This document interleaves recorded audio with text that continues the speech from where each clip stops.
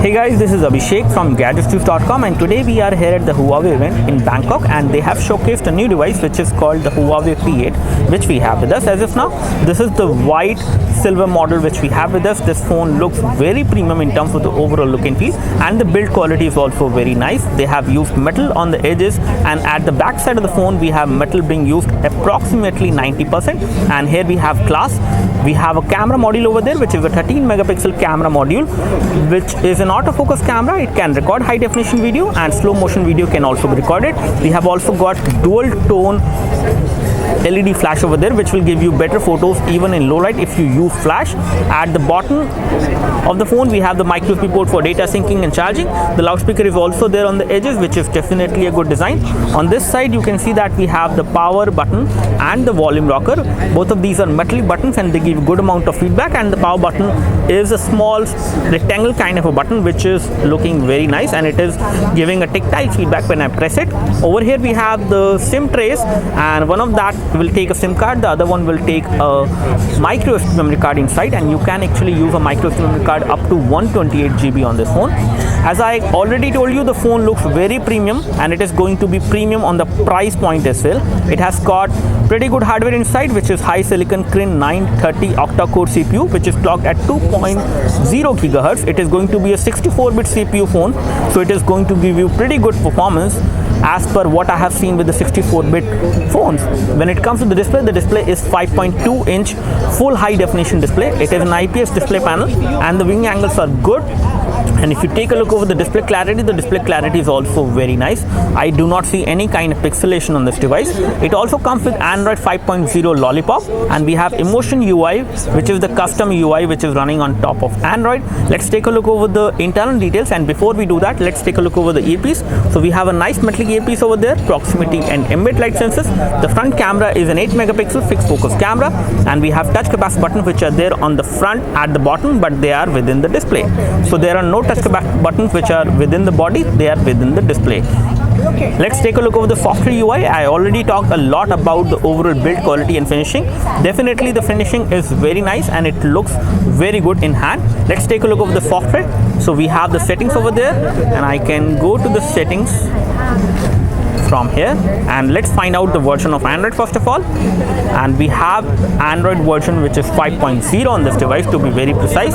When it comes to the 16 GB internal storage, out of 16 GB approximately 8.62 GB is free, and you have 3 GB of RAM on this device, which is also a very good performance booster. The overall UI is very responsive. I do not see any kind of issues. When it comes to the application scenario, let me just find out how much of RAM is actually available. We will find out the current status of the RAM if it is listed over there. So we do have the RAM free listed over there, which is 1.7 GB. So 1.7 GB of RAM you will get out of the box on this device once you take it, and this much amount of RAM can actually let you do a lot of things. You can install high definition games, and you can do a lot of other things as well on the phone. This is how the phone dialer look like. It is a simple phone dialer.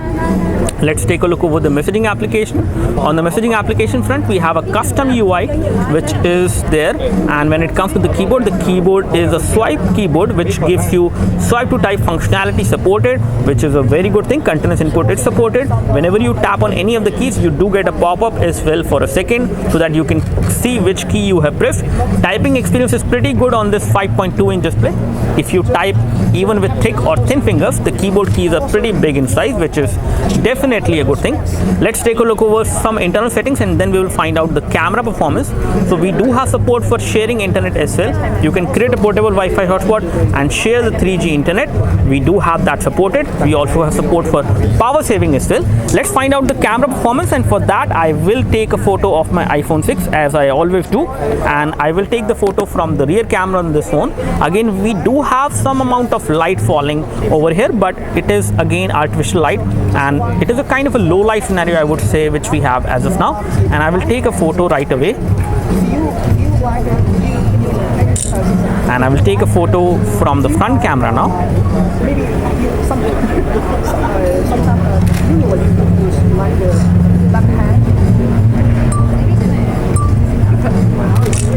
So it actually gives you a timer before it takes the photo, and this is how the front camera photo look like. I would say the front camera photo is looking good. Even when I have captured this one against light, the photo is looking good in terms of the overall color production. Color production may not be that great, but I would say the clarity is definitely better on this one. As far as the front camera is concerned, the front camera is doing a very good job. Let me just take a look over the rear camera, and this is how the rear camera photo actually look like. Let me just turn on the toggle for the rotation. Okay, the auto rotator is on now, and I can show you the photo properly. So this is how it looks like. Again, the clarity which you can see in this particular photo is very good. You can take very good photos even in low light, and the color production is also done very nicely. So in all, I would like to say that this is going to be a premium flagship phone which is coming with great hardware inside, a very good camera at the rear, and a very decent camera at the front as well. And the overall build quality and the look and feel of the phone is definitely premium. So don't expect a lower price for this one. This is going to be premium on the price point as well. Thanks for watching this video. In case you have any questions for the Huawei P8, we would love to help you. You can like this video if this video helped you by clicking the like button below. You can subscribe to our YouTube video channel for more videos like this by clicking the subscribe button below. Thanks for watching this video. This is Abhishek signing off. Thank you.